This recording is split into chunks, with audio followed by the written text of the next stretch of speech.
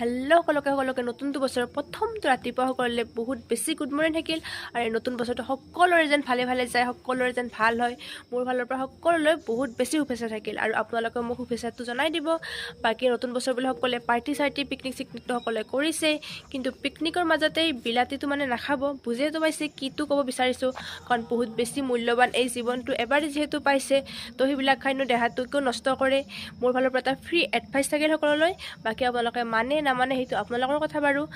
আৰু এয়া ৰাতিপুৱাৰ চাহ পোলাও আৰু মিঠাই। কালি বাইদেৱে আনিছিল, কিবা মিঠাইটোৰ নাম চাম নাজানো, খাই দিলোঁ। কিয় লাগছে পোলাওখিনি, ভাল লাগছে না? ভালে লাগছে হয়। তুমি পাৰিছা বনাব? মই এখন দোকান দিব পাৰিম বোধ হয় না। পাৰিবি, ফাৰ্ষ্ট কাষ্টমাৰ ময়ে হ'ম যা। সঁচাই গাইছ, ধুনীয়া লাগছে দেই পোলাওখিনি খাই। গাইছ, এয়া আমাৰ মামীহঁতে আমাৰ ঘৰত যে আলহী খাব আহিছিল, তথাপি কিন্তু আমি ৰেষ্ট দিয়া নাই। অহাৰ লগে লগে সোমাই দিছোঁ পাকঘৰত আৰু মামীয়ে বনাই আছে মাছেৰে পানীলাও।